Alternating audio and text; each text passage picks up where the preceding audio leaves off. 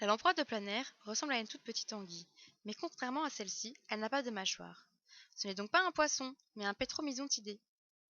Elle reste au stade larvaire entre 5 à 9 ans. Pendant tout ce temps, elle s'alimente en filtrant les matières organiques et les micro-organismes présents dans l'eau, bien cachés dans la vase et les sédiments. Elle se métamorphose ensuite en adulte pendant quelques mois pour enfin rejoindre les eaux courantes lors du printemps afin de se reproduire. Tout commence alors par l'apparition dans le courant des premiers individus adultes et nageants. Ils quittent leur zone de croissance pour rejoindre les zones de frayère. Ce sont la plupart du temps des mâles qui sortent en premier des bancs de vase et de sédiments. Leur métamorphose les a dotés d'yeux fonctionnels ainsi que de branchies et de nageoires mieux développées. Les lamproies de plein air adultes sont alors mieux équipées pour nager très activement et remonter le courant de la rivière. Une fois arrivées sur la frayère, les lamproies de plein air recherchent un endroit propice. Cette zone se reconnaît grâce à sa granulométrie moyenne affine. Cela signifie que le fond de la rivière est composé de quelques pierres, entourées principalement de gravier et de sable grossier. La luminosité y est assez forte et l'eau peu profonde.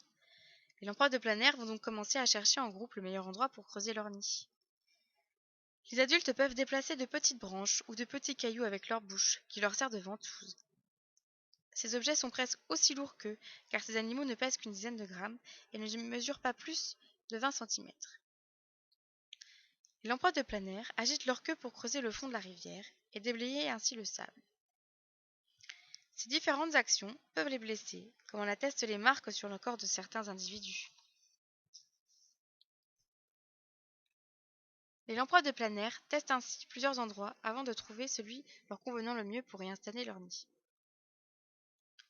Entre-temps, les femelles et les mâles retardataires ont rejoint les nids en construction pour aider à creuser cette petite cuvette ovale. Quand il est terminé, les individus sont nombreux sur le nid. La copulation pourra alors commencer.